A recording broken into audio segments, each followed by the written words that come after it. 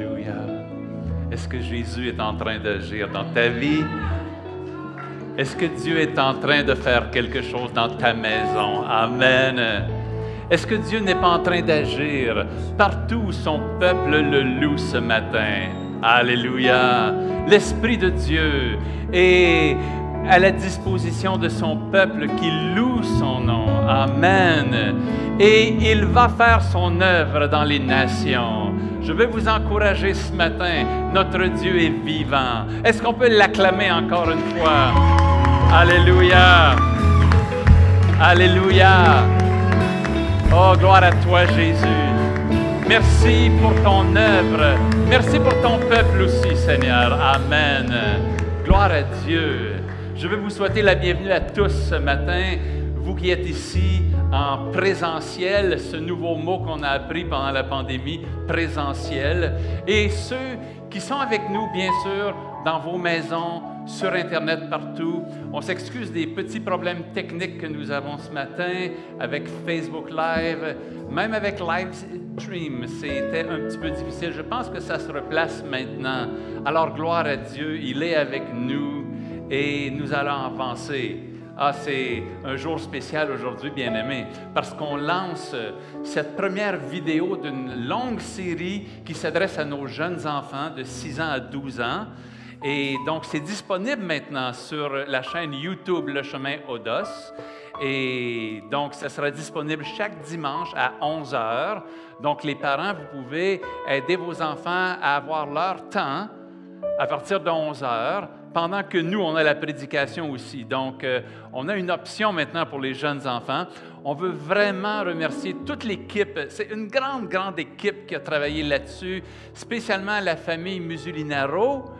Est-ce qu'on peut acclamer Dieu pour cette famille-là? Alléluia! Oui! Et puis, plein de gens qui ont coopéré, tous les professeurs monitrices d'école du dimanche, Patrick Joko qui a fait notre chanson thème. Il y a 9 de nos enfants de l'Église qui chantent sur la chanson thème. Et puis à la technique et puis tout ça, il y a plein de gens qui coopèrent. Alors, les familles aussi qui ont reçu pour être filmées. Donc, allez voir ça. Mettez vos enfants là-dessus si c'est leur âge. Et puis, pour les parents, restez avec la prédication aussi. Donc, on a les deux là. On a pour les deux âges. Amen. On remercie Dieu. Chaque dimanche à 11 h, ça va être libéré sur la chaîne YouTube. Pour la prédication qui est ici, ben, c'est sur Facebook Live et sur Livestream. Gloire à Dieu. Eh bien, je suis très content de ce qui se passe avec ça. Et puis, si quelqu'un est nouveau aussi, pouvez-vous juste nous faire un petit signe ce matin? Écrivez-nous un commentaire, écrivez nouveau pour qu'on puisse savoir que vous êtes là et puis faire un contact avec vous. Voilà, amen. Vous savez qu'on s'inscrit pour venir les dimanches matins. Ça commence quand? L'inscription ouvre le mardi matin à, je pense que c'est 9 h ou 10 h le mardi matin. Et puis, ça va jusqu'au vendredi à 5 h le soir. Donc, il faut s'inscrire du mardi au vendredi pour venir ici. Il y a de la place, ce n'est pas encore plein. Donc, c'est sûr que c'est un service plus court. Là, on est un peu en retard sur l'horaire parce qu'on a démarré 15 minutes plus tard avec les problèmes techniques, mais on est là et il y a encore de la place aussi pour s'inscrire. Ça ne convient pas vraiment aux jeunes enfants, à moins qu'ils peuvent rester pendant 1 heure de temps avec les parents, et il y en a qui peuvent. Donc, c'est à vous de juger, les parents. Et puis, je vous répète qu'on a en préparation 3 jours dans sa présence qui aura lieu ici. Alléluia! 1er, 2 et 3 octobre. Gloire à Dieu. Et le 4 octobre, le dimanche matin, eh bien, il y aura une onction qui est libérée. Il y aura des onctions d'huile, il y aura de l'imposition des mains. Je ne sais pas comment on va faire avec le confinement, mais en tout cas, Dieu va nous aider. Et on va établir 10 maisons Le Chemin. On va aussi établir quelques personnes dans différents ministères, en tout cas dans des onctions que Dieu a mis sur leur vie. Donc voilà un beau programme pour le début d'octobre. On se rend là, tout le monde ensemble, on va y arriver. Et je me réjouis de ce que Dieu fait vraiment. Alléluia. On vous salue tout le monde. Tous ceux qui êtes dans vos maisons ce matin, soyez bénis. Recevez la présence de Dieu ce matin, là où vous êtes. Amen. Recevez l'onction de Dieu sur votre vie. là où vous êtes ce matin. Amen. Ah, je dois mentionner aussi dans les vidéos pour nos enfants la participation de Gerdine comme animatrice avec Sylvie. Gerdine est ici dans la salle ce matin. Ben oui. Donc, on a 2 animatrices qui pilotent ça. Donc, c'est merveilleux. Les parents, vous irez voir ça après. C'est vraiment bien fait. Moi, je suis très impressionné. Je suis très heureux de ce qu'on produit ici à l'Église Le Chemin avec cette équipe-là. Merci Seigneur. Donc, écoutez, j'ai un message ce matin, encore une fois, qui est un peu costaud. Et on va aller dans ce message-là. Laissez-moi vous mentionner que notre frère Daniel Drabeau, il a perdu sa mère il y a 2 jours. Donc, gardez-le en prière avec toute la famille. Ce n'est jamais facile, n'est-ce pas? Donc, notre frère Daniel qu'on aime, avec Ingrid, sa femme, leur famille. Donc, on garde ces gens en prière et puis, si on les connaît, on peut les contacter, n'est-ce pas? Et puis les soutenir dans cette épreuve-là. Amen. Et c'est aussi l'anniversaire de personnes spéciales aujourd'hui. Donc, je veux juste mentionner que c'est la fête aujourd'hui même, de Claudia, elle est là, en rouge. Bonne fête, Claudia. On est content, on t'aime, Claudia. Et puis, c'est la fête aussi de Annick Mona. Je ne sais pas si aujourd'hui même, elle va être fêtée, je pense, bientôt, en tout cas. C'est la fête aujourd'hui. Bon, c'est la fête d'Annick Mona, mais c'est spécial parce que c'est 40 ans. Amen. C'est un chiffre spécial, 40 ans. Gloire à Dieu. Merci, Seigneur. Je vais aller dans le message que Dieu m'a mis à cœur ce matin. Est-ce que tu es prêt pour ce message-là? Alléluia. Ce message-là, je l'appelle « La voix du lion de Juda contre la voix du dragon ». Alléluia. Je ne sais pas si on est en mesure de mettre une image derrière moi ou sur l'écran qui montre le lion qui rugit contre le dragon. Je ne sais pas si on est ici, on le voit un peu difficilement. Je pense qu'à l'écran, on le verra mieux sur le live stream. C'est une image que Chuck Pierce a libérée pour la nouvelle année juive qui commence en fait le week-end prochain. C'est Rosh Hashanah, c'est le nouvel an, l'année 5781. Et voilà un message qu'il libérait pour témoigner de cette année-là, où il y a 2 voix qui veulent parler sur la terre. Il y a la voix du lion de la tribu de Juda, qui est le Seigneur Jésus-Christ. Sa voix parle sur la terre. Mais il y a aussi la voix du dragon, qui est notre ennemi, qui parle sur la terre. Alors, je veux parler de ces 2 voix-là ce matin. Alors, Seigneur, on demande que tu nous aides. Saint-Esprit, on demande que tu nous aides ce matin à déclarer la parole de Dieu et que ton peuple puisse la recevoir et que la confusion puisse être enlevée au nom de Jésus et que ta vérité et ta lumière puissent éclater au nom puissant de Jésus. Alléluia. Merci Seigneur. Et l'histoire commence comme toujours au Jardin d'Éden.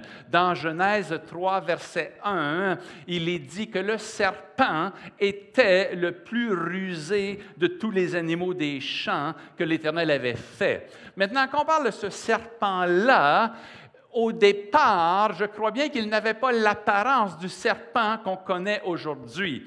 À cette époque-là, il n'avait pas encore été maudit. Donc, il arrive près d'Ève. Je me souviens que Amy prêchait il n'y a pas longtemps ici. Elle disait, mais comment Ève a-t-elle pu être séduite par le serpent? C'est qu'il faut comprendre que le serpent n'avait pas l'apparence qu'on croit qu'il a et qu'on voit aujourd'hui. Lorsqu'il s'est présenté à elle, il avait une apparence beaucoup plus séduisante parce que ce serpent-là avait un pouvoir de séduction. D'ailleurs, Ève dira à Dieu, après qu'elle ait désobéi, elle dira au verset 13, « Le serpent m'a séduite ».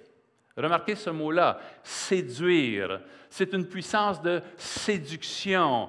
Et en fait, dans sa puissance de séduction, il faut comprendre que ce serpent-là, en fait, le diable qui se manifestait dans ce serpent-là était quelqu'un qui venait du ciel, qui était au départ une créature céleste, de très haut niveau, de très haut rang, avec une grande beauté.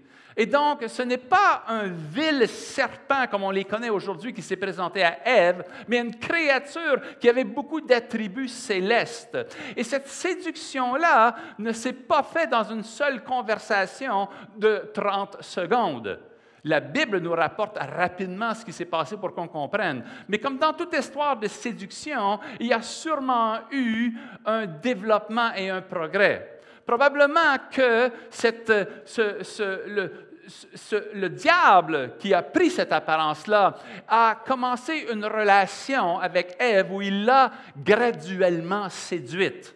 Il a commencé à discuter avec elle et il était très magnifique à voir. Et cette relation-là s'est développée tout doucement jusqu'à ce qu'il ait assez d'emprise sur elle pour la convaincre de désobéir à Dieu. Et c'est la même chose dans nos vies, bien-aimés. Le diable, s'il vient à un enfant de Dieu, il ne peut pas l'affronter directement et le faire pécher parce qu'on va dire non. Mais il va entrer doucement, délicatement. Il va commencer un processus de séduction pour que tu glisses sans même t'en rendre compte pour te retrouver loin de la position où tu voudrais être. C'est la puissance de séduction qui va agir et qui est présente dans cet ennemi-là. D'ailleurs, pour dire qu'il était séduisant, voilà comment on le décrit dans Ézéchiel 28, versets 12b à 14. Il est dit, « Tu mettais le sceau à la perfection. Tu étais plein de sagesse, parfait en beauté. Tu étais en Éden, le jardin de Dieu. Tu étais couvert de toute espèce de pierres précieuses. » C'est l'apparence qu'il avait. Au verset 14, « Tu étais un chérubin protecteur, aux ailes déployées. Je t'avais placé et tu étais sur la sainte montagne de Dieu. Tu marchais au milieu des pierres étincelantes. » Voilà la beauté de cet adversaire qui s'est présenté à Ève ce jour-là et qui a commencé à la séduire. D'ailleurs, dans le Nouveau Testament, il nous est dit dans 2 Corinthiens 11, verset 14, que Satan lui-même se déguise en ange de lumière. Mais voilà qu'il a séduit Ève et qu'à ce moment-là, une malédiction est venue sur lui parce qu'il est vraiment tombé à un autre niveau. Dans Genèse 3, 14, l'Éternel Dieu dit au serpent, « Puisque tu as fait cela, tu seras maudit entre tout le bétail et entre tous les animaux des champs. Tu marcheras sur ton ventre. Tu mangeras de la poussière tous les jours de ta vie. » Alléluia! Ça, c'est la destinée de notre adversaire. Au départ, on croit qu'il n'était pas comme ça. Il avait cette apparence céleste. Mais voilà maintenant qu'il est réduit à ramper sur son ventre et à manger la poussière de la terre. Si l'ennemi vient contre toi, tu peux lui dire que tu ne rampes que par terre, tu ne peux manger que la poussière. Moi, je marche debout, je mange la nourriture du ciel. Toi, tu manges la poussière de la terre. Tu n'es qu'un serpent et moi, je suis debout. Moi, je suis fait pour t'écraser. Toi, tu n'as rien pour me menacer au nom de Jésus. Alléluia! Et donc, ce jugement est descendu contre cet adversaire que nous avons. Dans Ézéchiel 28, versets 15 à 17, il est dit, « Tu as été intègre dans tes voies depuis le jour où tu as été créé, jusqu'à celui où l'iniquité a été trouvée en toi. » L'iniquité a été trouvée en lui. Et Dieu dit, « Je te fais disparaître, chérubin protecteur, du milieu des pierres étincelantes. Ton cœur s'est élevé à cause de ta beauté. Tu as corrompu ta sagesse par ton éclat. Je te jette par terre. Je te jette par terre. Je te livre en spectacle au roi. » Et dans Ésaïe 14, verset 12, « Te voilà tombé du ciel, astre brillant. Fils de l'aurore, tu es abattu à terre, toi le vainqueur des nations. » Voilà la destinée maintenant de cet adversaire. Lorsqu'il est écrit ici « astre brillant », c'est là que le mot Lucifer est associé. Astre brillant est littéralement Lucifer. Lucifer qui veut dire porteur de lumière. Donc, c'était son rôle auprès de Dieu avant qu'il ne tombe et après qu'il a séduite qu'il a séduit Ève et puis Adam, il est encore descendu plus bas dans la malédiction. Tout lui a été retiré. Alléluia. Et voilà maintenant qu'une guerre est déclenchée sur la terre. Cette guerre-là, elle est entre la postérité de ce serpent et la postérité de la femme. Au verset 15, toujours dans Genèse 3, « Je mettrai inimitié entre toi et la femme, entre ta postérité et sa postérité. Celle-ci t'écrasera la tête et tu lui blesseras le talon. » Alléluia. Il y a une guerre maintenant qui se livre depuis ce temps-là. Nous sommes témoins de cette guerre-là sur la terre. Cette guerre-là, elle est entre le diable et la postérité de la femme. La postérité de la femme, c'est le Seigneur Jésus-Christ, comme je vais l'établir tout à l'heure. Tandis que cet adversaire, le diable, fait la guerre à la postérité de la femme, c'est ce que nous constatons maintenant. Cet adversaire, ce serpent, il est connu aussi sous le nom de Satan. Il va s'opposer au roi David dans 1 Chronique 21. Il va s'opposer à Job dans le livre de Job. Il va s'opposer à Josué, souverain sacrificateur, dans Zacharie 3. Satan se présente pour accuser. Il est l'accusateur, il est l'adversaire, il est l'ennemi, il est le malin, il est le tentateur, il est le diable, il est le prince de la puissance de l'air, il est le prince de ce monde, il est le père du mensonge. Quand il ment, il parle de son propre fond. Il n'y a pas de vérité en lui. Vous ne pouvez jamais faire confiance au diable. Ne lui faites jamais confiance, même pas une seule seconde. Il n'est pas digne de confiance, il est menteur jusqu'au fond de lui-même. Que Jésus soit élevé. Alléluia. On l'appelle aussi le Léviathan. Maintenant, certains disent que le Léviathan est une autre créature, mais elle est très associée de près au diable aussi. Le Léviathan est un serpent de mer qui a aussi une tête de dragon. C'est aussi un dragon et un serpent qui crache le feu, qui fait bouillir le fond de la mer. Vous trouvez ça dans Job 41, verset 10. On en parle aussi dans Ésaïe 27, 1. On dit le Léviathan, serpent fuyard, le Léviathan, serpent tortueux, le monstre qui est dans la mer.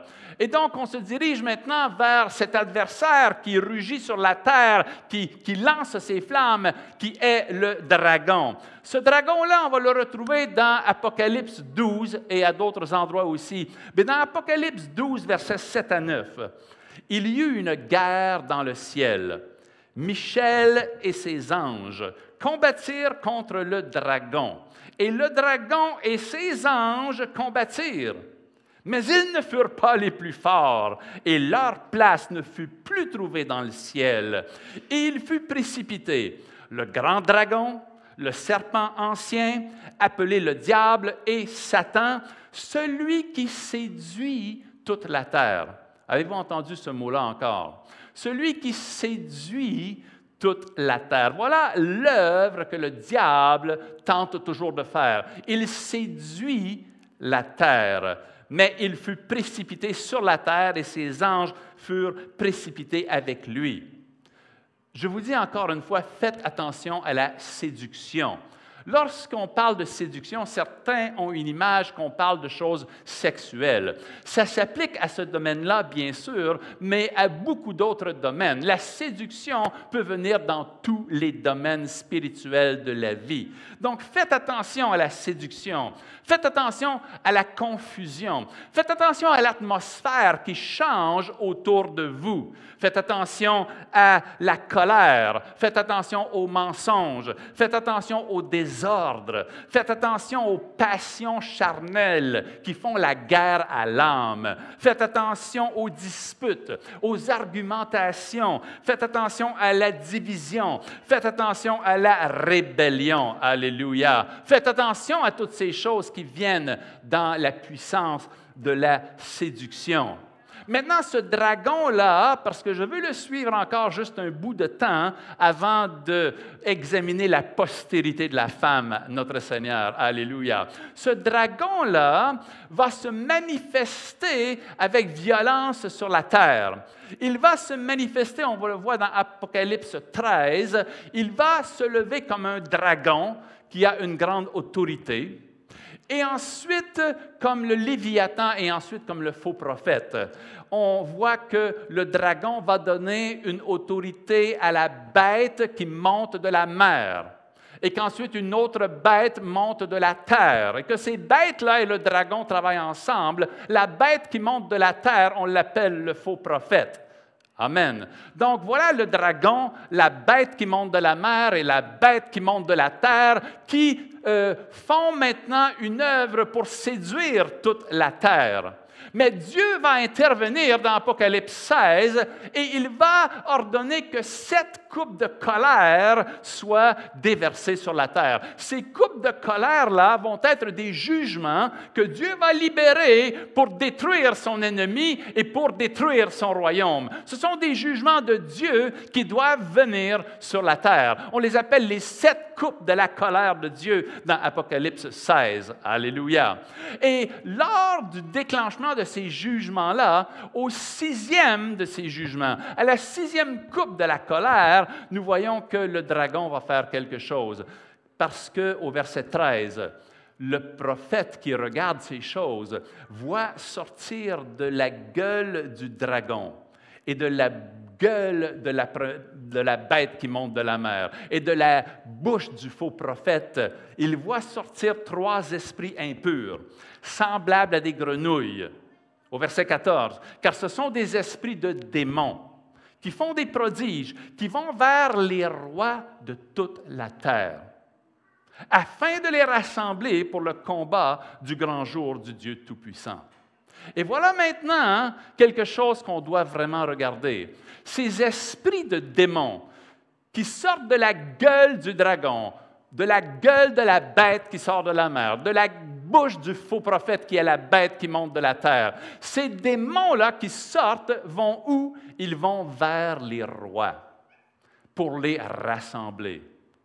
Ils vont vers les gouvernements pour les rassembler, parce qu'ils ont un plan qu'ils veulent faire. Ils vont vers les nations, vers les grands de ce monde. Ce sont ceux qu'ils visent en premier, parce qu'ils veulent faire quelque chose sur la terre. Et ce qu'ils veulent faire sur la terre, nous appelons ça le règne de l'Antéchrist. Ce qu'ils veulent amener, c'est un gouvernement mondial. Ce qu'ils veulent amener, en fait, il y a 3 choses principales qu'ils veulent amener. Ces démons qui vont vers les rois. L'accomplissement de ces choses-là n'est pas encore arrivé à son terme, mais ces choses-là sont en préparation. Ces choses-là sont en développement. Et donc, il y a une puissance de séduction qui sort sur la terre et qui va trouver les grands de ce monde, les gouvernements de nos pays, de nos provinces, les gens fortunés de ce monde et qui vont pour les séduire, pour faire 3 choses. Quelles sont les 3 choses que ce dragon veut faire sur la terre? La première des choses, c'est qu'il veut établir un gouvernement mondial qu'on appelle la Grande Babylone. Ce gouvernement mondial-là nous est décrit dans Apocalypse 18 et on nous y décrit le commerce qu'il y a de toutes les marchandises de la terre qui circulent d'une nation à l'autre dans un système global qu'on appelle la Grande Babylone. C'est le gouvernement mondial, c'est la puissance économique qui est ensemble. Ensuite, l'autre but est de rassembler les nations pour attaquer Jérusalem. Alléluia. J'espère que, peuple de Dieu, vous aimez le peuple juif. J'espère que vous aimez le pays d'Israël. J'espère que vous aimez Jérusalem, parce qu'elle est la cible de l'ennemi que nous avons. Donc, la première chose, établir un gouvernement mondial, la Grande Babylone, qui fait le commerce sur la terre. Et si vous lisez dans Apocalypse 18, non seulement le commerce des marchandises, mais aussi le commerce d'âmes, d'hommes, le trafic humain est inclus dans les marchandises que la Grande Babylone fait. Et donc, le deuxième objectif, c'est de rassembler les nations pour combattre Jérusalem. Et le troisième objectif final est de rassembler les nations pour combattre Jésus-Christ lui-même lorsqu'il revient à Armageddon, qui est la vallée de Megiddo, qui est un peu éloignée de Jérusalem, qu'on voit bien du mont Carmel. Quand on va en Israël, du mont Carmel, tu vois la vallée de Megiddo, qui est juste en bas là. Voilà les trois objectifs. Former un gouvernement mondial, une économie globale, rassembler les nations contre Jérusalem et se rassembler à la fin contre le Seigneur Jésus-Christ. Donc, cette grande Babylone-là, au moment où on parle, elle est en formation. L'économie mondiale se dirige graduellement vers là. D'ailleurs, il y a de grands rendez-vous comme les conférences qu'on fait à Davos, qui rassemblent les plus riches de la Terre, qui disent en 2021, c'était prévu en janvier, ils ont remis à l'été 2021, où on veut faire ce qu'ils appellent la grande réinitialisation, ou en anglais, The Great Reset, ce qui est de créer une économie mondialiste globale où toutes les nations s'intègrent et fonctionnent dans cette économie-là. C'est un gouvernement mondial. Alléluia. Mais ce gouvernement-là, bien-aimés, il n'est pas encore constitué au moment où on se parle. Il y a des forces qui y travaillent, mais il y a beaucoup de résistance aussi.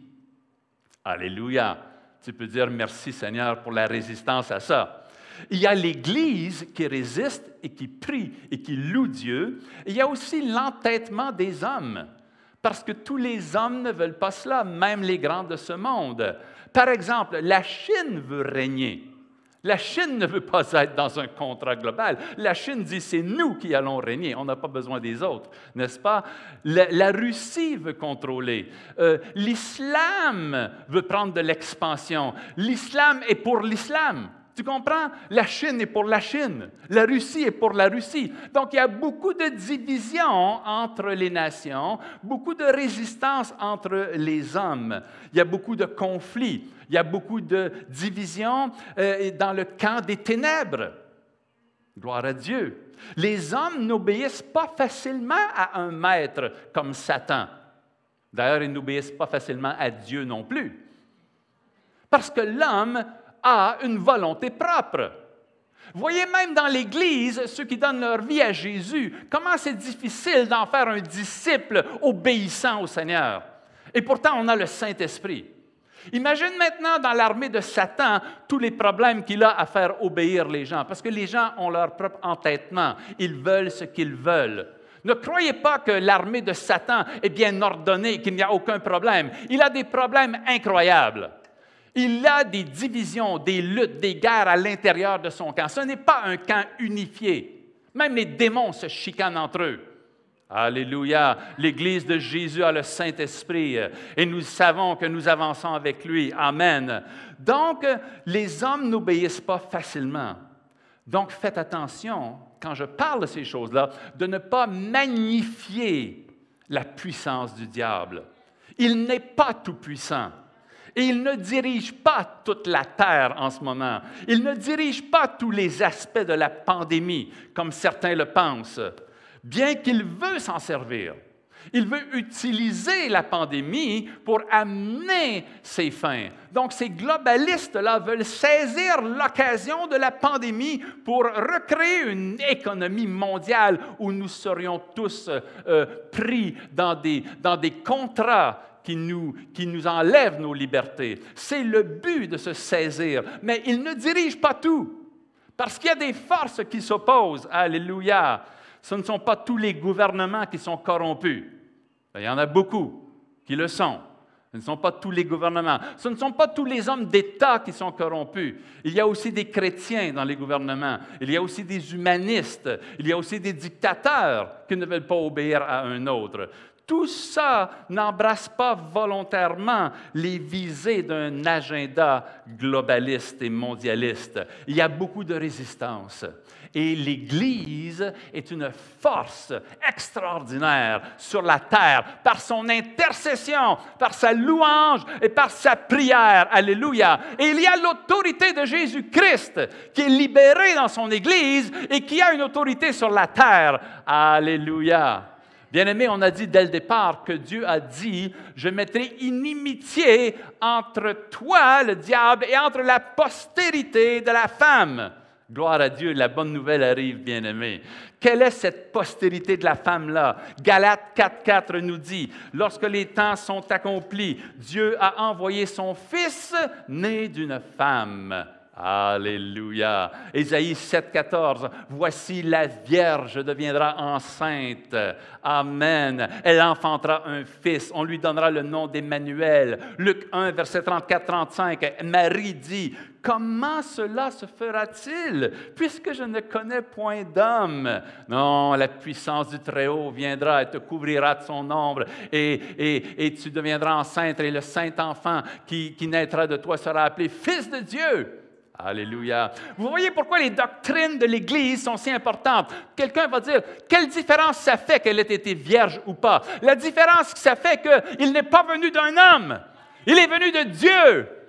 Alléluia. Sans l'intervention d'un homme.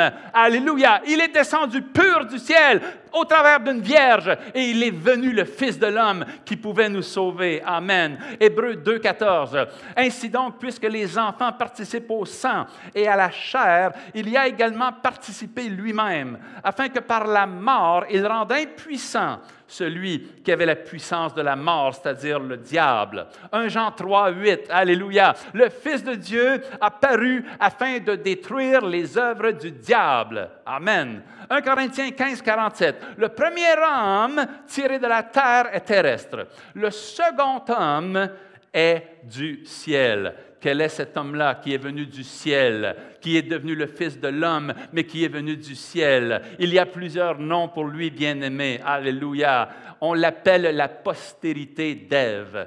On l'appelle la postérité d'Abraham. On l'appelle la postérité de David. On l'appelle le lion de la tribu de Juda. On l'appelle le dernier Adam, Jésus de Nazareth, la lumière du monde, le vrai cep, le pain de vie, le chemin, la vérité et la vie, la résurrection et la vie. Il est la porte, il est le bon berger, il est le juste, il est le Christ, il est le Messie. Il est le oint, il est le soleil de la justice, il est l'Éternel, notre justice, il est le Saint d'Israël, il est l'agneau de Dieu qui ôte le péché du monde, il est la victime expiatoire pour nos péchés, il est le seul médiateur entre Dieu et les hommes, il est le médiateur de la nouvelle alliance, il est le souverain sacrificateur, il est l'ange de l'Éternel, il est le fils de David, il est le fils unique, le Fils du Dieu vivant,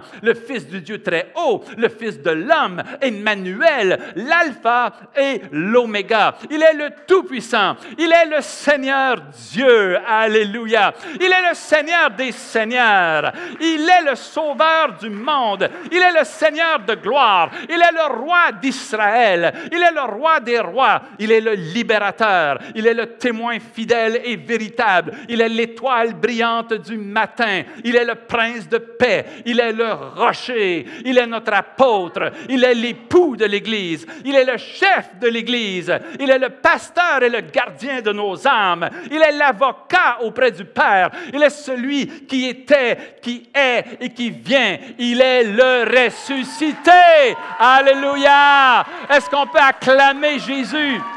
Est-ce qu'on peut acclamer Jésus? Alléluia! Oh, alléluia!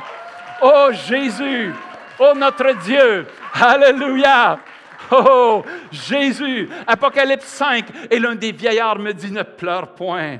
Voici le lion de la tribu de Juda, le rejeton de David, a vaincu pour ouvrir le livre et ses 7 sceaux. Et je vis au milieu du trône et des 4 êtres vivants, et au milieu des vieillards, un agneau qui était là comme immolé. Il avait 7 cornes et 7 yeux, qui sont les 7 esprits de Dieu envoyés par toute la terre. C'est le Seigneur que nous servons, le lion de la tribu de Juda. Alléluia. Et voilà que sa voix va retentir contre la voix du dragon. Comme je l'ai mentionné dans Apocalypse 16, cette voix va retentir pour juger le dragon et pour juger la grande Babylone. Et j'ai entendu une voix qui venait du temple, c'est la voix de notre Seigneur, et qui disait aux 7 anges, « Allez, versez sur la terre les 7 coupes de la colère de Dieu. » C'est la voix qui sort du trône et qui proclame ce qui doit arriver. Le péché doit être jugé, l'ennemi doit être jugé, Babylone doit être jugée, son système doit être mis à terre pour que Jésus revienne. Alléluia. Ensuite, la voix du Seigneur va, au travers de son Église, inaugurer le retour de Jésus. Amen. Est-ce que quelqu'un dit Amen à ça? Le retour de Jésus. Tu sais comment il revient, ton roi. Apocalypse 19, verset 11. Je sais que tu connais. On va le lire juste pour le plaisir de louer Dieu. « Puis je vis le ciel ouvert, et voici parut un cheval blanc. Celui qui le montait s'appelle fidèle et véritable, et il juge et combat avec justice. Ses yeux étaient comme une flamme de feu. Sur sa tête étaient plusieurs diadèmes. Il avait un nom écrit que personne ne connaît, si ce n'est lui-même. Et il était revêtu d'un vêtement teint de sang. Son nom est la parole de Dieu. Les armées qui sont dans le ciel le suivaient sur des chevaux blancs, revêtus de fin lin blanc pur. De sa bouche sortait une épée aiguë pour frapper les nations. Il les pètera avec une verge de fer et il foulera la cuve du vin de l'ardente colère du Dieu Tout-Puissant. Il avait sur son vêtement et sur sa cuisse un nom écrit, Roi des rois et Seigneur des seigneurs. Est-ce qu'on peut l'acclamer encore? Alléluia! Alléluia! Alléluia! Bien-aimés, je veux terminer avec cette exhortation parce que la voix du lion de Juda parle au travers de son Église. Et avant qu'il ne revienne, ce que je viens de lire, lorsqu'il arrive sur son cheval blanc, tu sais ce qui arrive juste avant ça? Juste les versets avant ça, sa voix se fait entendre au milieu de son Église. Alléluia. Écoute ce que sa voix dit. Écoute ce que notre voix dit. Apocalypse 19, 1 à 8, juste avant qu'il arrive sur son cheval blanc. Après cela, j'entendis dans le ciel comme la voix forte d'une foule. Bien-aimé, c'est ta voix. Une foule nombreuse qui disait « Alléluia ». Est-ce qu'on a chanté « Alléluia » ou pas ce matin? On a chanté « Alléluia » ce matin. Le salut, la gloire et la puissance sont à notre Dieu. Alléluia. Bien-aimé, la puissance n'est pas au diable. La puissance est à notre Dieu. Parce que ses jugements sont véritables et justes. Il a jugé la grande prostituée qui corrompait la terre par sa débauche. Il a vengé le sang de ses serviteurs en leur redemandant de sa main. Et ils dirent une seconde fois « Alléluia! Alléluia! » Et sa fumée monte au siècle des siècles. Et les 24 vieillards et les 4 êtres vivants se prosternèrent et adorèrent Dieu assis sur son trône en disant « Amen! Alléluia! » Et une voix sortit du trône. Et là, c'est la voix du bien-aimé. C'est la voix de notre Seigneur qui est sur le trône. Et il dit, louez notre Dieu, vous tous ses serviteurs, vous qui le craignez, petits et grands. Voilà ce que Dieu nous dit. Louez-moi. Faites élever une louange sur la terre. Alléluia. Et j'entendis comme la voix d'une foule nombreuse, comme un bruit de grosses eaux, comme un bruit de forts coups de tonnerre, disant Alléluia, car le Seigneur, notre Dieu Tout-Puissant, est entré dans son règne. Est-ce qu'on peut l'acclamer encore une fois? Alléluia. Oh, je veux terminer ce matin. Je veux terminer pour te dire, bien-aimé, que quand la séduction vient à ta porte, quand la séduction vient pour entrer chez toi, et qu'elle veut t'entraîner là où tu ne veux pas aller. Elle veut t'entraîner à faire ce que tu ne veux pas faire. Amen. Elle veut t'entraîner dans la confusion, dans la colère, dans la division, dans les querelles dans ta maison. Quand cette voix de séduction vient pour te troubler, elle veut t'entraîner dans le péché que tu as maîtrisé. Cette voix de séduction qui vient, lorsqu'elle vient vers toi, ce n'est pas tes raisonnements qui pourront l'affronter. Ce qui pourra l'affronter, c'est si tu élèves la louange de ton Dieu. Alléluia. C'est si tu fais monter une louange, loue ton Dieu, déclare qui il est, adore-le. Et pendant que tu l'adores, tout ce qui est autour de toi va se dissiper, l'atmosphère va changer et ton raisonnement pur te reviendra.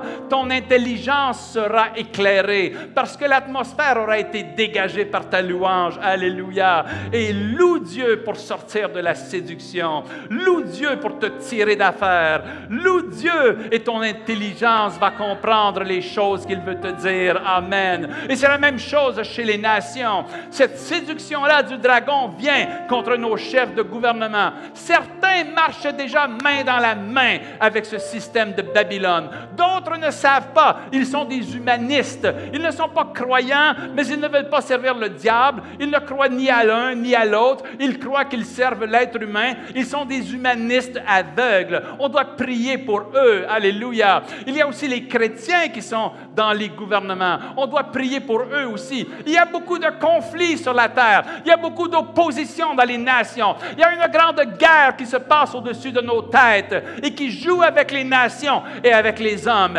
Et la voix de l'Église doit faire monter une louange. Notre louange change l'atmosphère. Notre louange envoie des messages à l'ennemi et dit, tu ne peux pas régner ici. Tu ne peux pas régner ici parce que nous élevons le nom de Jésus. Et dans cette louange, oh, Dieu se glorifie. Dans cette louange, il vient avec ses armées célestes. Et il dirige les nations comme il veut les diriger. Bien-aimés, même si les temps deviennent troublés, même si les temps deviennent comme ceux que nous lisons dans le livre de l'Apocalypse, la force de l'Église demeure jusqu'à ce que le Seigneur enlève son Église. L'Église est là et l'Église combat et l'Église loue l'Éternel. L'Église élève sa voix. Alors je te lance le défi, peuple de Dieu. Loue ton Dieu. Remplis ta maison de sa louange. Alléluia. Lève-toi avec la louange. Couche-toi avec la louange. Loue le Seigneur dans ton cœur. Que la louange devienne ton atmosphère. Comme ça, tu ne seras pas emporté par la confusion et par la séduction qui vient sur ce monde. Et tu seras avec Jésus-Christ. Alléluia. Tu feras partie de son armée qu'il rassemble dans les cieux et sur la terre. Oh, bien-aimé, alléluia. Tu fais partie de la postérité de la femme de ce Seigneur Jésus-Christ. Alléluia. Peuple de Dieu, est-ce qu'on peut louer Dieu encore? On veut louer Dieu davantage. Seigneur, nous voulons élever ton nom. Alléluia. Nous te louerons aussi dans les 3 jours dans sa présence. Nous aurons aussi un temps de prière particulière à la mi-octobre pour les nations. 3 soirées où nous allons prier pour les nations. Les nations ont besoin de la prière de l'Église, bien-aimés. Alléluia. Est-ce qu'on peut se lever en terminant? Est-ce qu'on peut peut-être chanter quelque chose pour laisser aller les gens sur une louange ce matin? Amen. Nous te louons, Seigneur. Nous t'élevons, Jésus. Oh, le roi de la terre, c'est toi. Oh, notre roi, c'est toi, Jésus. Nous te célébrons. Alléluia. Allez, élève-le là où tu es chez toi. Oh, déclare que ta maison est chargée de l'atmosphère du ciel.